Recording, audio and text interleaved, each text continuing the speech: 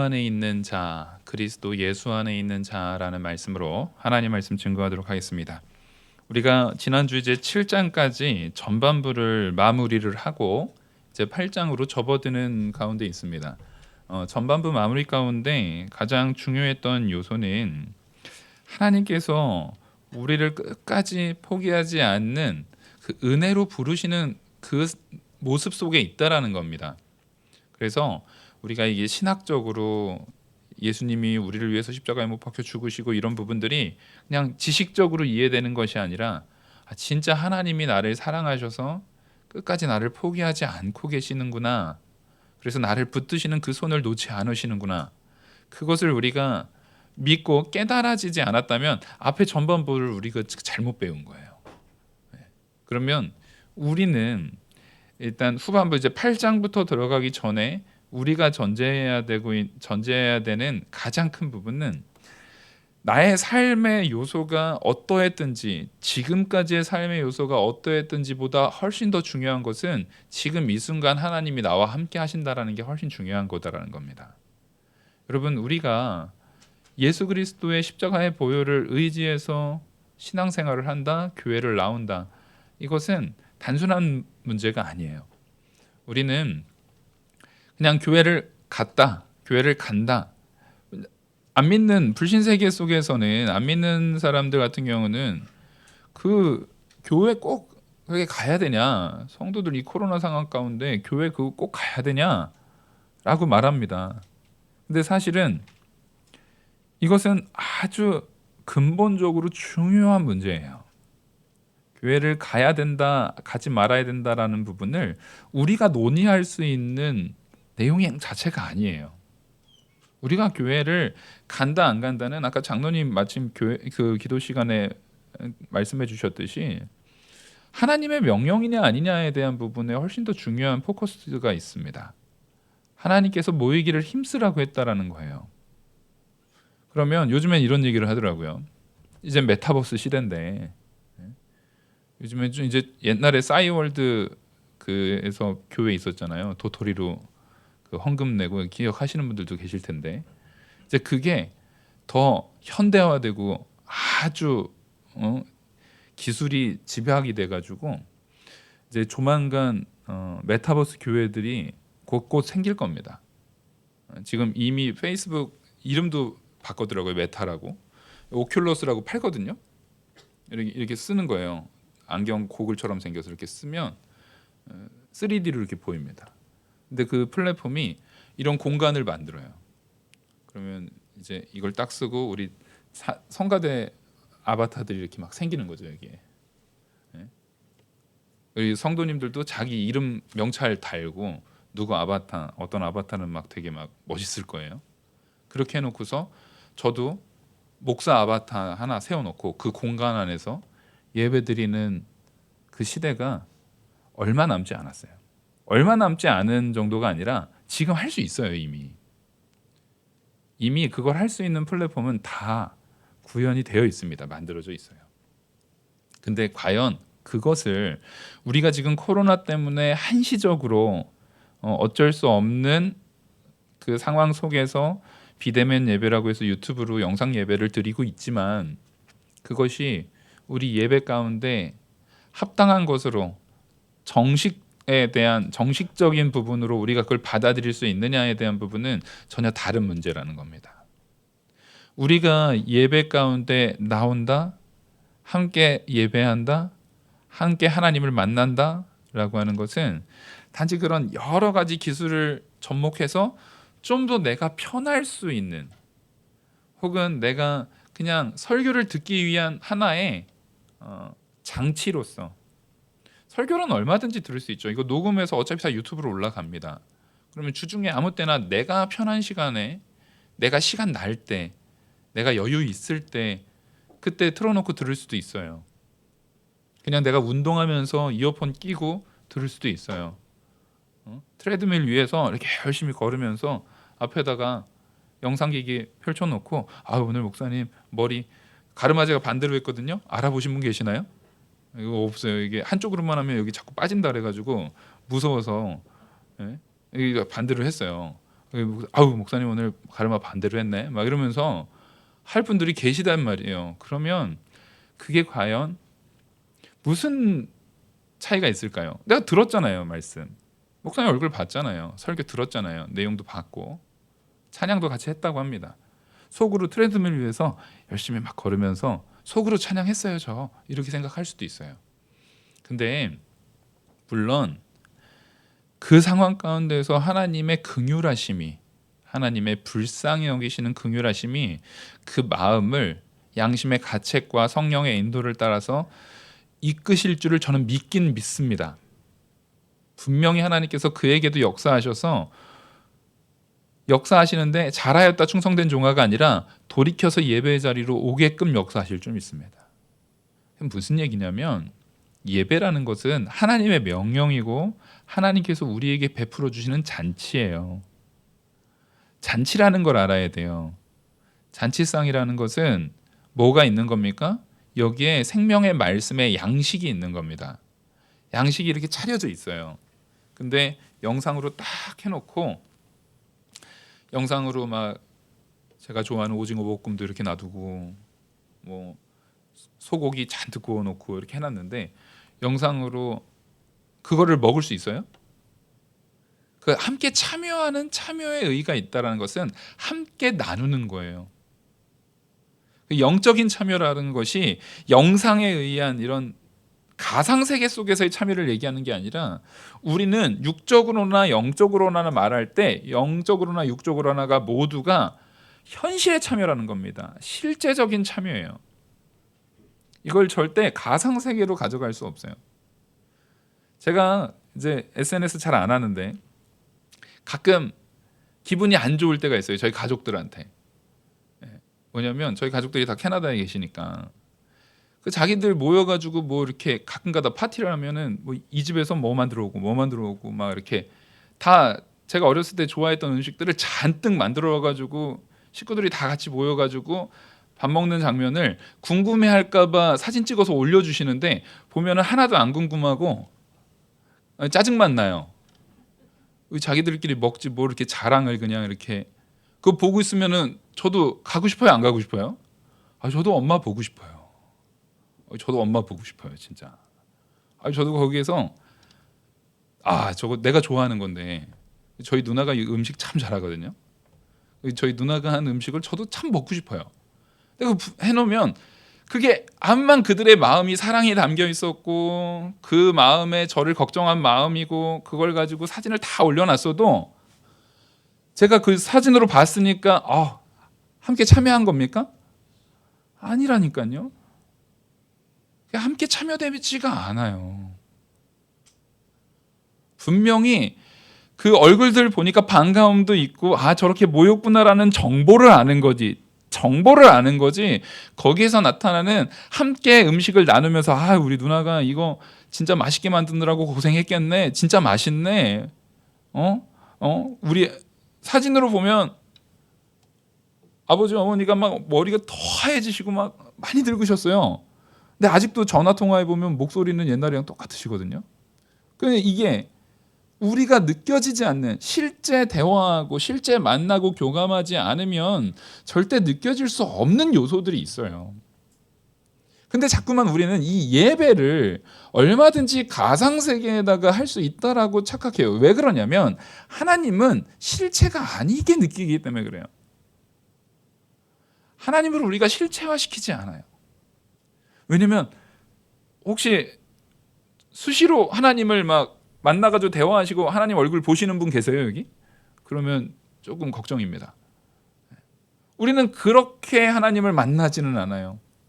말씀으로 만나고 눈에 보이지 않는 하나님으로 우리는 압니다. 근데 영원한 천국 가운데 우리는 예수 그리스도를 통해서 하나님을 만날 거예요. 근데 그렇다고 해서 하나님이 실제하시는 존재가 아니다라고 생각하면 안 되는데 우리는 어느 순간 익숙해지는 거죠.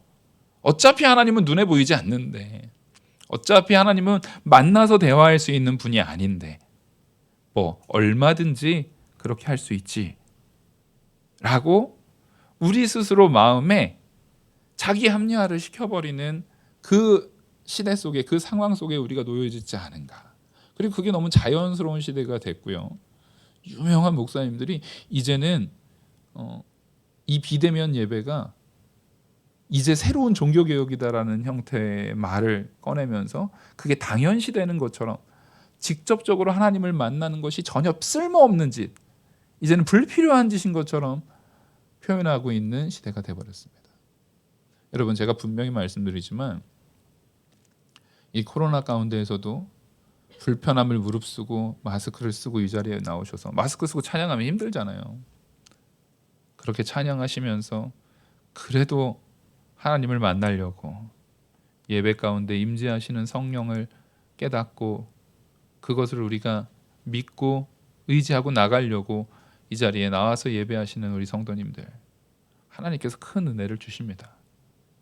하나님께서 함께 하시는 은혜가 있어요. 물론 비대면 예배를 영상을 통해서 예배드리는 우리 성도님들에게도 하나님의 긍휼하심이 있어요. 하나님께서 함께 하시는 은혜가 없다라는 게 아닙니다. 하지만 하나님께서 우리에게 원하시는 것은 반드시 이 모든 것을 회복시켜서 예배 자리에 나오게 하시거나, 혹은 내 믿음이 더 자라서 그 회복이 좀 더뎌지더라도 내가 더 조심하고 더 안전을 도모해서 예배에 나오기를 하나님께서 바라신다는 겁니다. 그건 하나님께서 우리를 붙들고 계시다라는 증거예요. 하나님이 우리를 포기하지 않고 붙들고 계시다라는 증거입니다. 그걸 우리는 믿고 나아가는 거예요. 그래서 오늘 하나님께서는 바울을 통해서 8장 1절에 뭐라고 말씀을 시작하냐면, 그러니까 우리가 이 예배 가운데, 비대면 예배 가운데, 사실 우리 다 마찬가지예요. 저도 마찬가지고 코로나 상황이 벌써 지금 횟수로 3년째 접어들고 있고 이제 곧 있으면 4년째로 접어들어요. 그러면서 우리의 신앙의 상태가 지금보다 그 전보다 나아진 것 같으십니까? 나빠진 것 같으십니까? 나아진 것 같으세요 혹시? 이게 그럴 수도 있어요. 어려운 환경 가운데 더 믿음이 굳건해질 수도 있어요. 근데 저만 보더라도 이 코로나 상황이 우리의 신앙의 상태를 굉장히 연약하게 만들고 있는 건 사실입니다. 왜냐하면 우리가 연약하기 때문에 그래요. 우리가 부족함 가운데 놓여져 있기 때문에, 우리가 많이 연약하기 때문에 지금 참 내가 이런 믿음 가지고 하나님 앞에 부끄럽게 어떻게 설까라는 생각을 갖기에 딱 좋은 시대가 지금 시대입니다.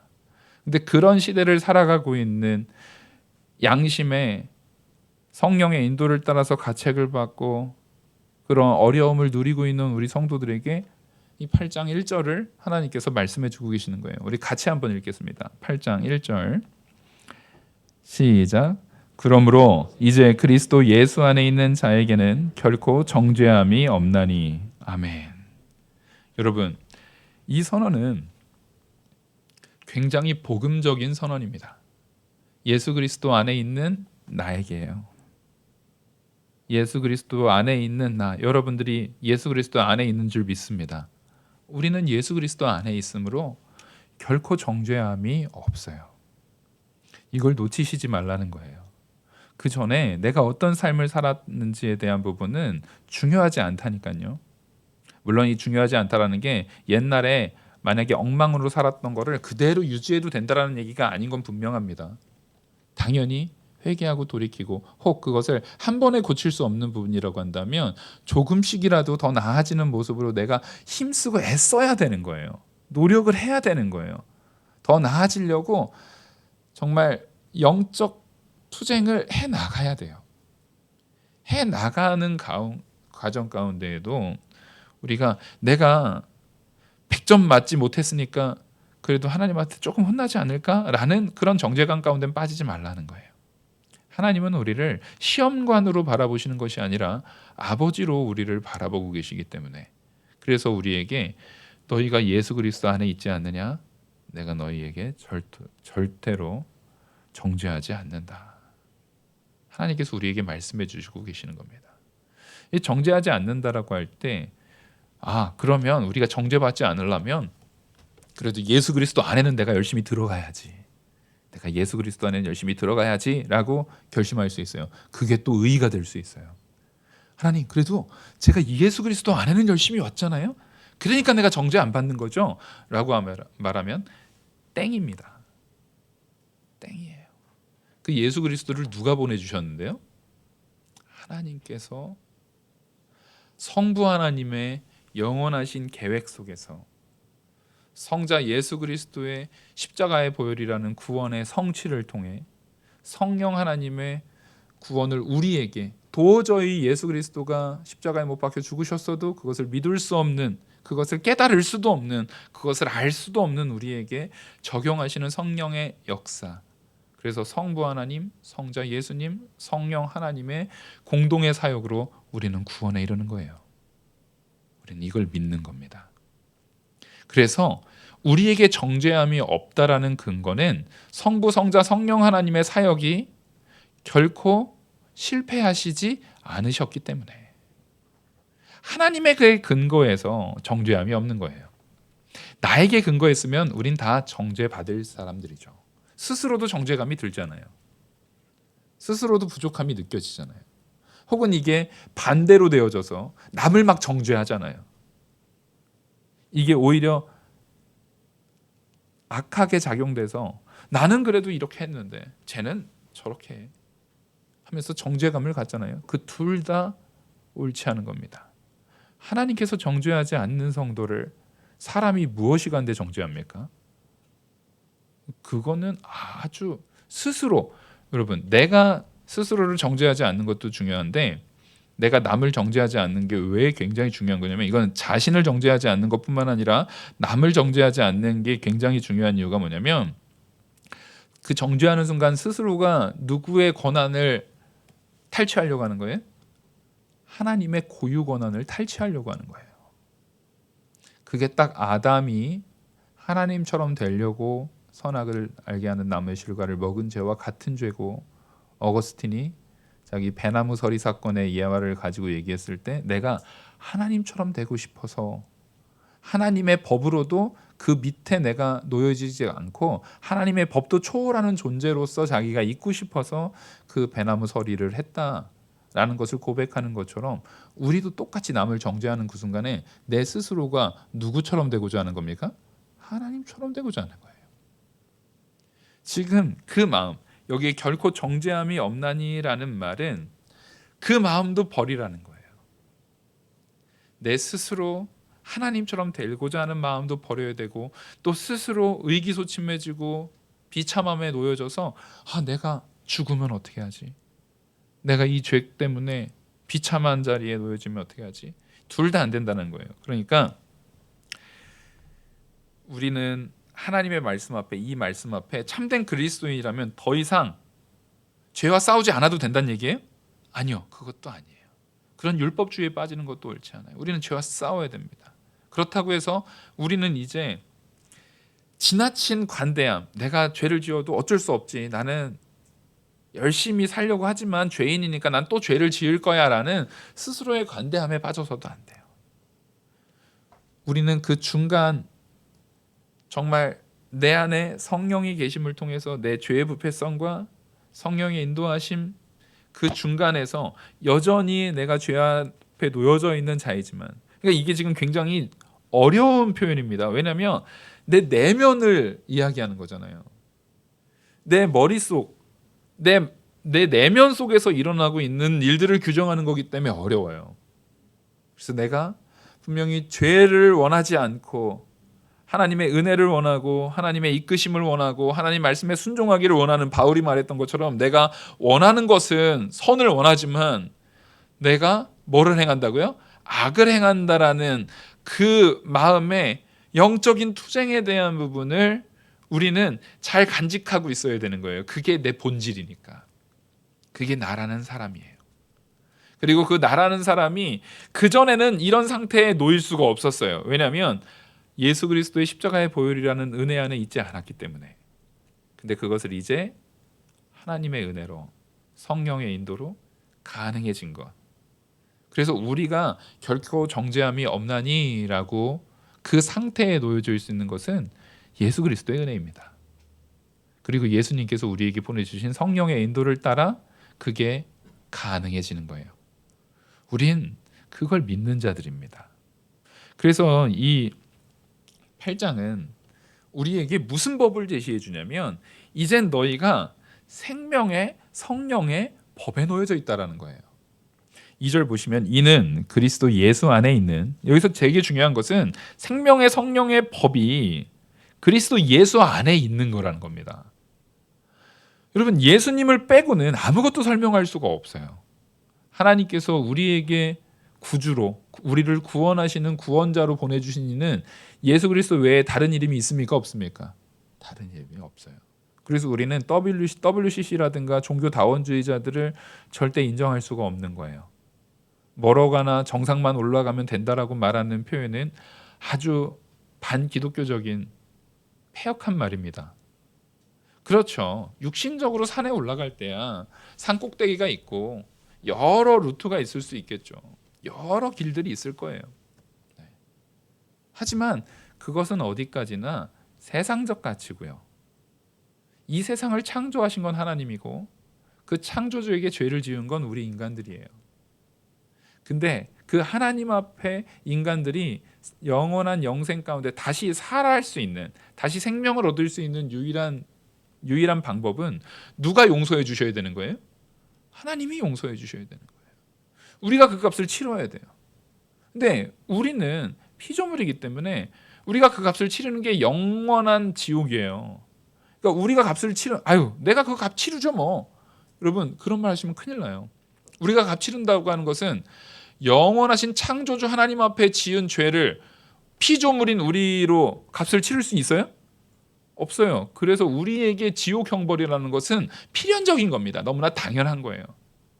도저히 다 갚을 수 없는 것이기 때문에 당연히 영원한 형벌 가운데 놓여지게 되는 거예요. 그래서 그것을 예수님이 대신 갚아주셨다고요. 예수님이 우리를 대신해서 그 값이 되셨다고요. 우린 그걸 믿는 자들이에요.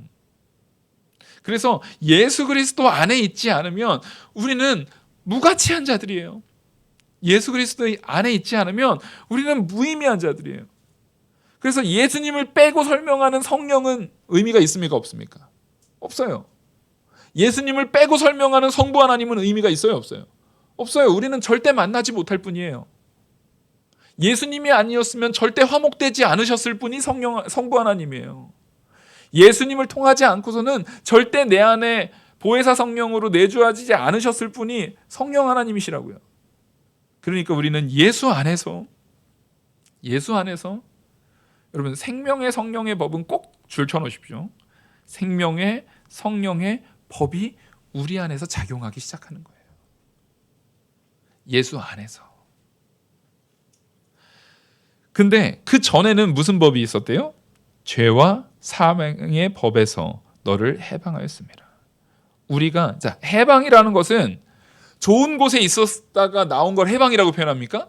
아니죠. 압제 가운데 있었을 때죠. 그래서 그것을 앞서서도 로마서에서 계속 설명했습니다. 바로 무엇을 예를 들어서요? 저 가나안 땅에 가기 전에 애굽의 종되었던 자리, 그 출애굽의 사건을 예를 들어서 로마서는 설명하고 있죠.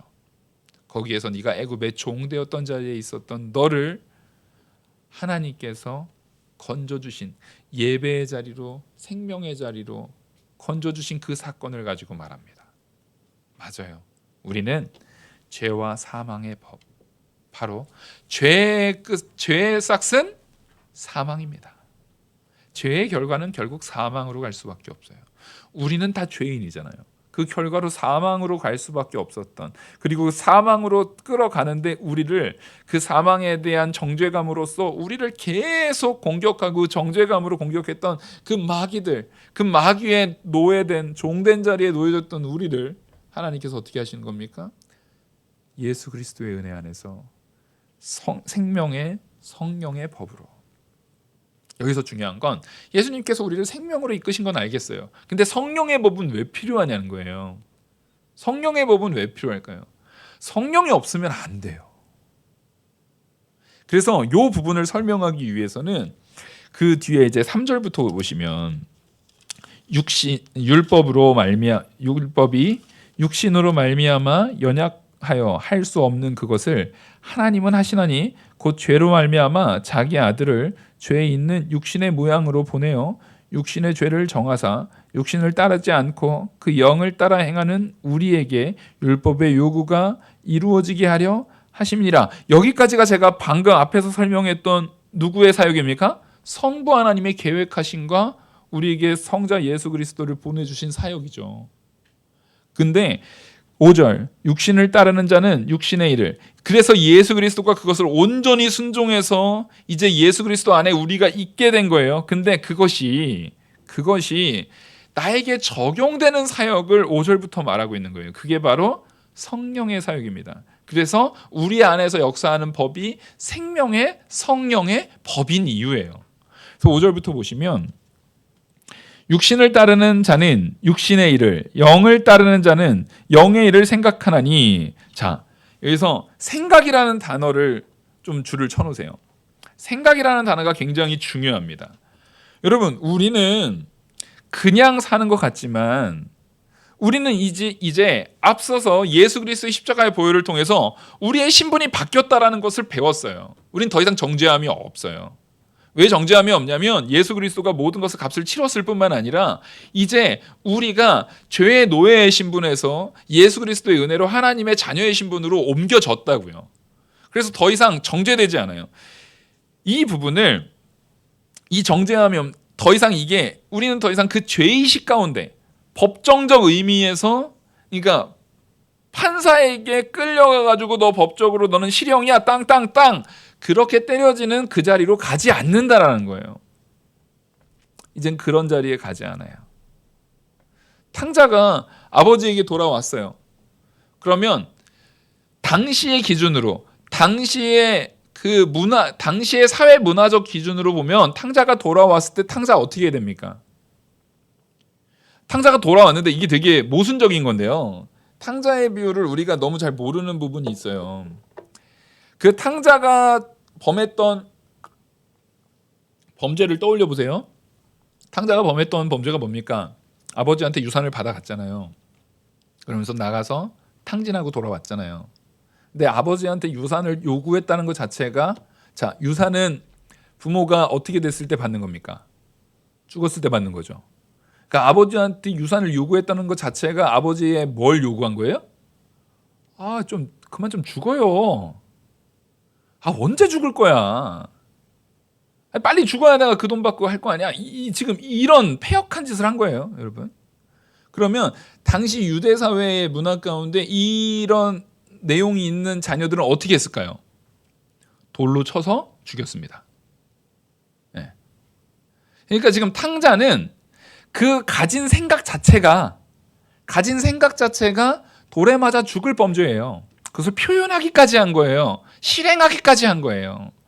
그래서 탕자가 돌아왔으면 돌아온 순간에 그 율법의 근거로 따지면은 돌아와서 아버지가 용서해도 얘는 그 세상법으로 어떻게 해야 돼요? 돌에 맞아서 죽어야 돼요. 네, 돌에 맞아 죽어야 돼요. 근데 그 모든 세상법을 다 덮고도 남을 게 누구의 법이에요? 그 아들을 살리시는 아버지의 법이에요. 그 아들을 살리는 법이라고요.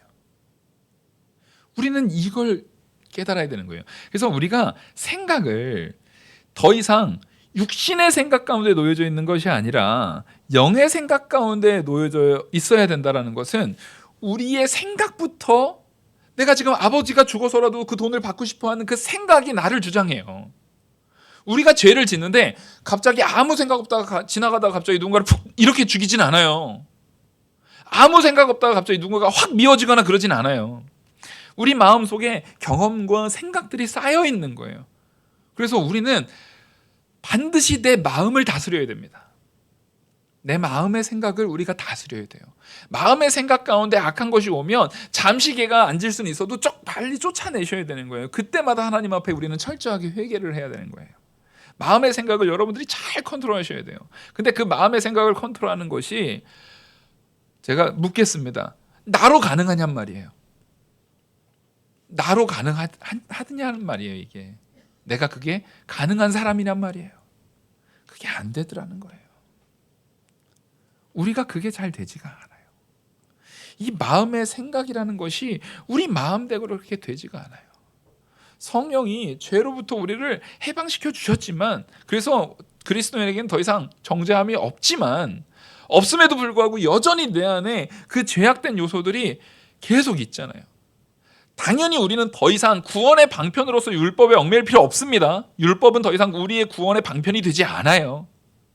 우리는 오직 율법을 지키는 이유는 구원받으려고 지키는 게 아니라 성령이 내 안에 계시고 예수 그리스도를 통해서 내가 이제 새 생명 얻은 새로운 생명이 됐잖아요. 새 생명을 얻은 내가 그에 합당한 모습, 거룩하게 되려고, 그에 합당하게 거룩하게 되려고 율법을 지키는 거예요.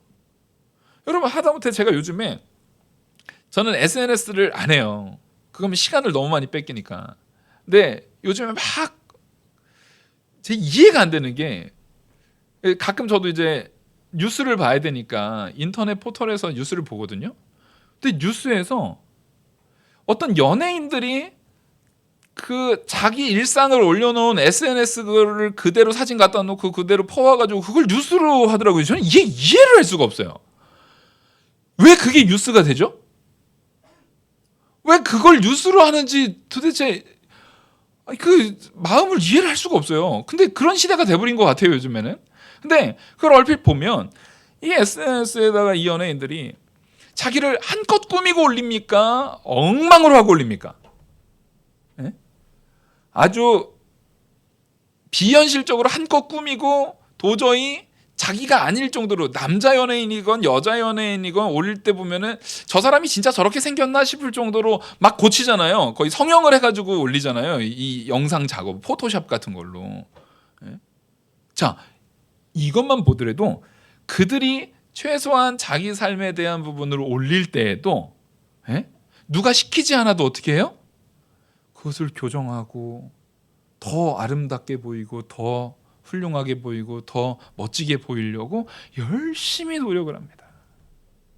근데 정작 우리는 하나님 앞에, 하나님은 그런 SNS 그런 거 필요 없어요. 가끔 거기에서 이제 막 드러나는 거 없이, 그 드러나면 창피당할 때도 있잖아요. 근데 우리는 하나님께서 우리의 마음을 따라하겠습니다. 나의 중심을 감찰하시는 하나님. 그 믿으시죠? 근데 세상에 올리는 SNS에는 좀 부끄러운데 하나님한테는 안 부끄러운가 봐요, 우리가. 사람들한테 보여지는 이 교회 오실 때도 여러분들 다 아주 예쁘게, 이따가 인사할 때 한 주간도 예뻐지셨습니다 이렇게 인사할 거거든요. 예쁘게 잘, 아주 옷도 잘 입으시고 이렇게 오셨어요. 근데 우리의 중심을 보시는 하나님 앞에 우리 마음은 전혀 그렇게 표현하고 있지 않아요. 우리의 마음의 생각은 그만큼 중요합니다. 우리의 마음에 품은 생각으로 우리의 모습들이 나가게 돼요. 의복이라는 건 굉장히 중요해요. 제가 예배할 때 이 정장을 입을 때랑 집에서 메리아스에 그냥 반바지만 입고 있을 때랑 너무 다르죠. 너무 다르죠. 자고 일어나서 그냥 편하게 입고 있을 때 모습하고 정장을 입고 있을 때 모습하고, 우리 애들도 막 가끔 당황스러워할 때가 있어요. 그러니까 이게 우리의 이 모습이라는 것은 겉모습뿐만 아니라 생각의 마음을 항상 정비하고 있는 것은 우리의 마음가짐 자체를, 드러나는 모든 것들을 바꿔나가는 요소들이에요. 근데 우리가 하나님 앞에 나를 얼마나 마음으로부터 준비시키고 있는지 제발 돌이켜 보셔야 된다는 거예요. 하나님은 나라는 생명을 살리려고 하나님 아버지께서 영원하신 계획 속에서 독생자이신 예수 그리스도까지 보내주시고, 그 예수님이 또 보혜사 성령을 우리에게 보내주시는 그 모든 역사를 완벽하게 준비하시고 완벽한 계획 가운데 절대 실패됨이 없이 우리한테 그렇게까지 하는데, 우리는 뭘 얼마나 열심히 하고 있냐는 거예요. 여러분, 이 마음가짐을 반드시 바꾸셔야 됩니다. 그래서 우리에게 생명의 성령의 법을 주셨는데, 그 생명이 우리에게 역사하시는 성령의 법을 주셨는데, 그 성령의 법 가운데 내 안에 마음을 고쳐야 되는 이유, 6절부터 11절까지 제가 쭉 읽어드리겠습니다. 이건 잘 생각하면서 들어보세요. 육신의 생각은 사망이요 영의 생각은 생명과 평안이니라. 육신의 생각은 하나님과 원수가 되나니 이는 하나님의 법에 굴복하지 아니할 뿐 아니라 할 수도 없음이라. 보십시오. 육신의 생각은 사망이고요 영의 생각은 생명이에요.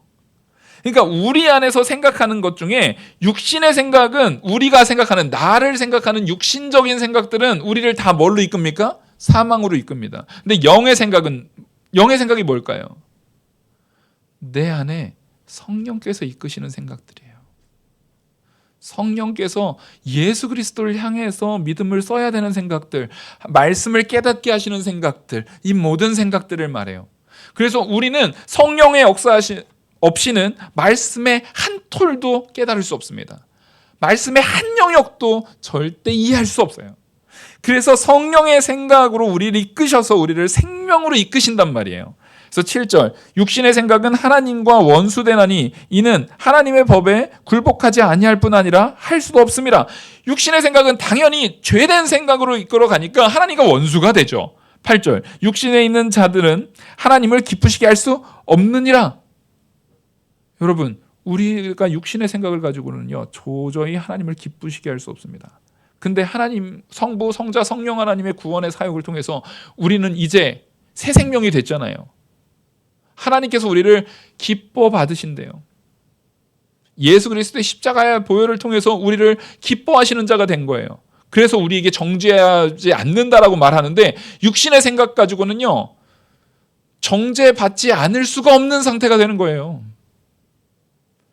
그래서 그것을 누가 내 안에서 컨트롤해 주시는가, 누가 나를 이끌어 주시는가에 대한 부분 9절부터 보시겠습니다. 만일 너희 속에 하나님의 영이 거하시면, 여기서 아멘이 돼야 됩니다. 근데 이게 만일이 아니라 따라하겠습니다. 내 안에는 하나님의 영이 거하심에 감사합니다.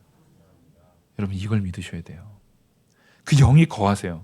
그래서 여기서부터 읽는 내용은 확정적으로 저한테 자기 자신한테 확정적으로 선언하세요. 거하시면 너희가 육신에 있지 아니하고 영에 있나니 누구든지 그리스도의 영이 없으면 그리스도의 사람이 아니라.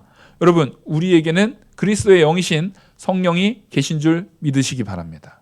아멘. 그 성령이 우리에게 생명이 되는 거예요.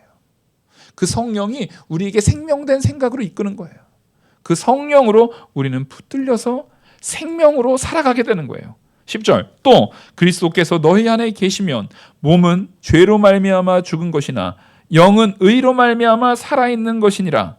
예수를 죽은 자 가운데서 살리신 이의 영이 너희 안에 거하시면 그리스도 예수를 죽은 자 가운데서 살리신 이가 너희 안에 거하시는 그 영으로 말미암아 너희 죽을 몸도 살리시리라.